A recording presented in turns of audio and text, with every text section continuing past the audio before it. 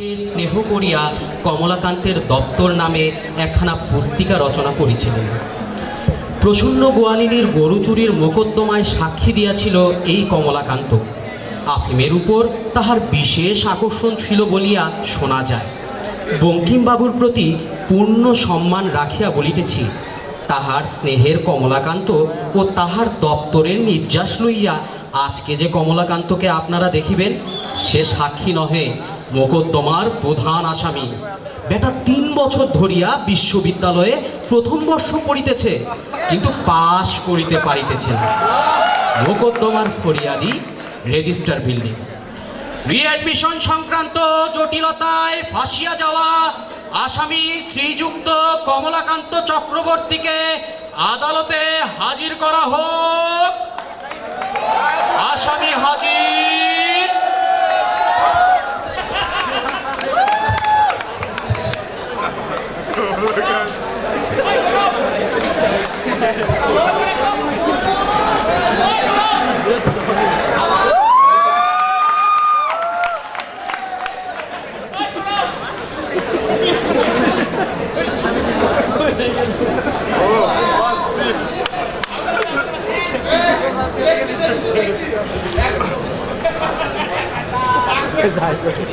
Result শিটের অবস্থা বড়ই করুন। হাসো কেন?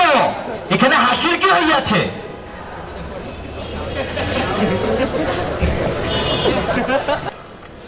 বাবু, কাহারো নোটপাতি চোথায় তো হাত দেই নাই, কাহারো খাতা থেকে দেখিয়া কপি করিয়াছে বলিয়াও তো মনে করিতেছে না, কাহারো প্রক্সিও তো দেই নাই। আমাকে খোয়ারে পুরিয়ে কেন? 2-2বার রেডি তো খাইয়াছি। 2-2বার রিয়েট খাইয়া ওই আর কোনো লজ্জা নাই। দেখুন, লজ্জা নাই। লজ্জা কি শুধু আমার একলার? যাহারা আমাকে রিয়েট খাওয়াইবার জোগাড় যন্ত্র করিয়াছে তাহাদেরও কি কিঞ্চিৎ, যাহারা আমাকে রিয়েট খাওয়াইবার জোগাড় যন্ত্র করিয়াছে তাহাদেরও তো কিঞ্চিৎ লজ্জিত হওয়া উচিত। ফাজলামো বাদ দিয়া নাম, ডিপার্টমেন্ট, হোম ডিস্ট্রিক্ট খানা বলিয়া ফেলো। নাম তো আপনারা প্রথমেই শুনিলেন। অধমের নাম শ্রীযুক্ত কমলাকান্ত চক্রবর্তী, আর ডিপার্টমেন্ট গণিত বিভাগ। আর হোম ডিস্ট্রিক্ট দিয়ে আদালতের কি হইবে? লিখিয়াল আমি বঙ্গদেশের সন্তান, বর্তমানে ঢাকা বিশ্ববিদ্যালয়ের আবাসিক ছাত্র। বলে নিবাস কোথা? অমুসলিমদের বাসস্থান। কোন হল? অমুসলিমদের হল। বলি হলের একটা নাম তো আছে নাকি? দেখুন তো ধর্মাবতার, এই উকিলেরই দৃষ্টতা। নাম বলিয়াছি কমলাকান্ত চক্রবর্তী, এবং ইহাও বলিয়াছি আমি ঢাকা বিশ্ববিদ্যালয়ের আবাসিক ছাত্র। বোকা উকিল যে এতেও বুঝিতে পারি নাই আমি জগন্নাথ হলে থাকি, তাহা আমি বুঝিব কিসে? বলি তুমি রিয়েট কেন খাইতে গেলা? এমন ভাবে জিজ্ঞাসা করিতেছেন, আমি এই জিনিস বোধহয় শখ করিয়া কোনবারের কথা বলিব? প্রথমবার না দ্বিতীয়বার? প্রথম খানা দিয়েই শুরু করিয়া দাও। প্রথমবার তখন সবে মাত্র ঢাকা বিশ্ববিদ্যালয়ে ভর্তি হইয়াছে। চোখ জোড়া হরেক রকমের স্বপন্ত খেলা করিতই। আমার 7 রাজার ধন এই প্রাচ্যের অক্সফোর্ড, ঢাকা বিশ্ববিদ্যালয়। আমি কয়েকটা ছাত্রী টিউশনি করাইতাম, অল্প বিস্তর রাজনীতিও করিয়াছি। গান বাজনা, কবিতা, বিতর্ক, ফিল্ম সোসাইটি কিছুই বাদ রাখি নাই। তাহার পর কেমন যেন পা ফসকাইয়া পড়িয়া গেলাম, রস আস্বাদন করিতে পারি নাই। বলি ওসব তো একাত্তু সবাই করে, তুমি ফসকাইলা কিভাবে?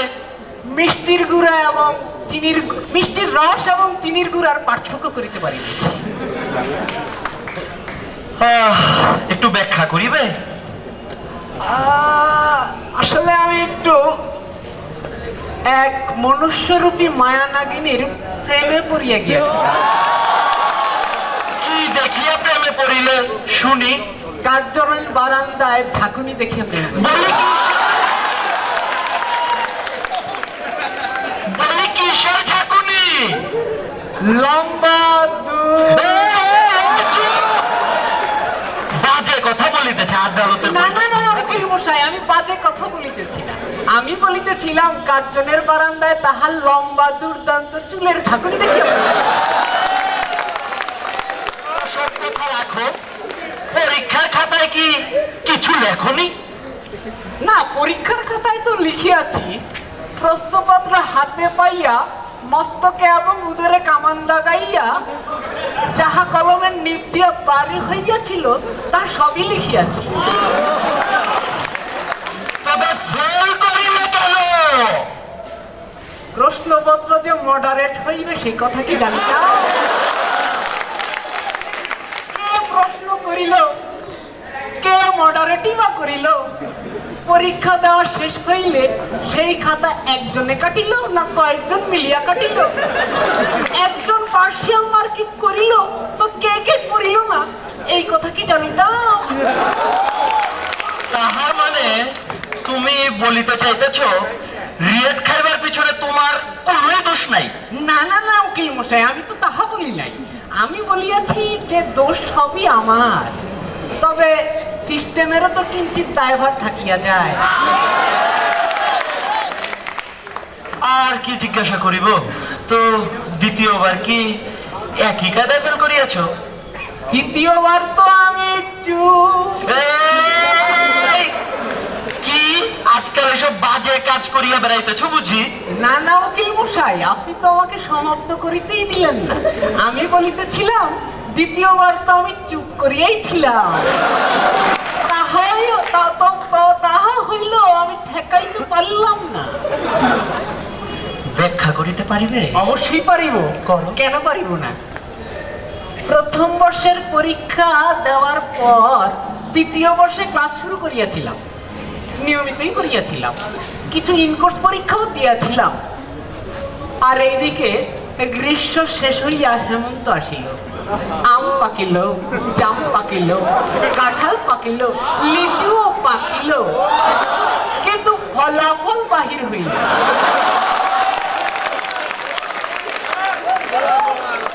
ফলাফল যখন হাতে আসিয়া পৌঁছিল এবং দেখিলাম আমি ফেল করিয়াছি, তখন গিয়া শুনি প্রথম বর্ষের পরীক্ষার আয়োজন চলিতেছে।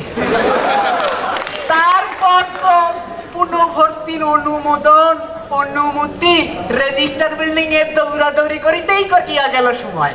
পড়িতে আর পারিলাম কই। রেজাল্ট দেরিতে পাবলিশ হইবার কোনো প্রমাণ দেখাইতে পারিবে? হ্যাঁ হ্যাঁ উকিল বাবু, অবশ্যই দেখাও। আছে। কোথায় রাখিয়াছিলাম? কি নকলের সাথে গুলাইয়া ফেলিয়েছ নাকি? না না উকিল বাবু, কমলাকান্ত নেশাখোর হইতে পারে, পাগল হইতে পারে, কিন্তু নকল করিবার মতো অসৎ নহে। উকিল বাবু, আমার মার্কশিট লেখা আছে পাবলিক। যেইভাবে বাস করিয়া রাখিয়াছ, এই আর ধরো দেখিলাম। তো যাই হোক,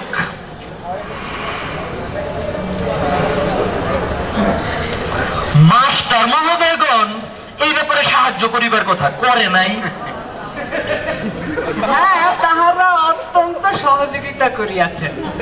যখন তাদের দুয়ারে গিয়া দাঁড়াইয়াছি আর যখনই শুনিয়াছেন আমি রিয়াক, পুরো কথা না শুনিয়াই দূর দূর করিয়া তাড়াইয়া দিয়াছেন।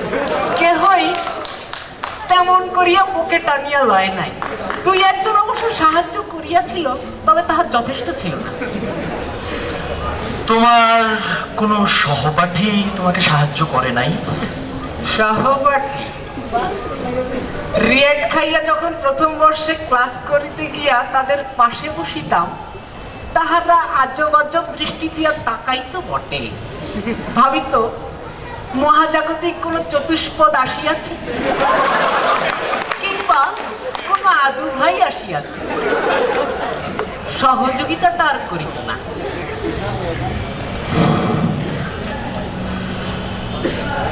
আচ্ছা, উহাদের মধ্যে কি এক আধজনও ছিল না যাহারা তোমাকে সাহায্য করিত?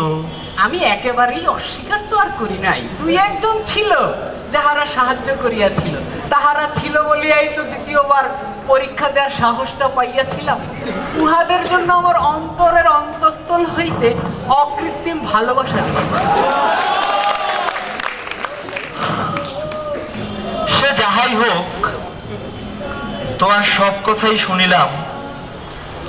তোমার রায় রেজিস্টার বিল্ডিং থেকে দফা হইয়া আসিতে এই ধরো 15 থেকে 20 দিন সময় তো লাগিবে। তবে আমি যাহা বুঝিতেছি, তোমার ছাত্রত্ব চলিয়া যাইতে পারে। আমার বিশেষ আর কিছু বলিবার নাই। তোমার যদি শেষ কিছু কথা বলার থাকে তুমি বলিতে পারো, আমি চলিলাম। ছাত্রত্ব চলিয়া যাইবে, মনের শিকল যাহার চূড়ান্ত ভাবে বাঁধিয়া রইয়াছে তাহার কাছে আর ছাত্রত্ব কি। তবে হ্যাঁ, শেষ কথা বলিবার যেহেতু সুযোগ পাইয়াছি, কিছু বলিয়া যায়। ছেলেবেলায় যখন স্কুলে এবং তাহার পরে কলেজে পড়িয়াছি, লোকে মুখে শুনিয়াছি, এবং সংস্কৃতেও নাকি একটি কথা আছে, গুরু তপস্য পিতৃসম, অর্থাৎ শিক্ষকগণ হইলেন বাবার মতো। এখন বিশ্ববিদ্যালয় জীবনে আসিয়া মনে হয় কোনো ভুল লেখা নাই তো। এখন মনে হয় তাহারা বাবা বটে, তবে সৎ বাবা।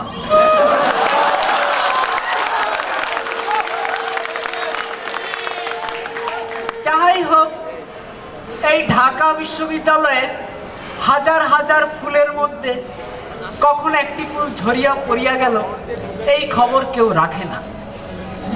যেহেতু এইখানে নবীন অনেকেই আসিয়াছে ফুল হইয়া, তাহাদের উদ্দেশ্যে একখানা কথা বলিয়া যাই। ভবিষ্যতে কখনো কমলাকান্ত হইতে যাইও না, শেষে আমার মতো অবলাকান্ত হইয়া থাকিতে হইবে। আর এই যে এত কথা বলিলাম, এত দোষ দিলাম, অনেকাংশে নিজেও দোষী হইলাম, এইসব কথা নিয়ে কিছু মনে করিবেন না। কমলাকান্ত পাগল, কমলাকান্ত নেশাখোর, সে নেশা করে, তাকে পাগল বলিয়া ক্ষমা করিয়া দিবেন, যেমন অন্য পাগল দিগকে ক্ষমা করিয়া থাকেন।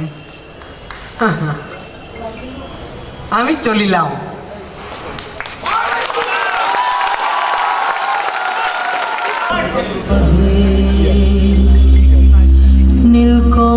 নীলকমলায় ভেসে যায়,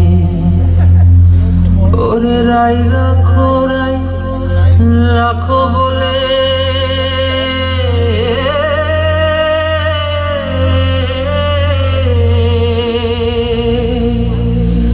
কেমনি নাগর ধরে পায় মান সাগরের ভবার মাঝে।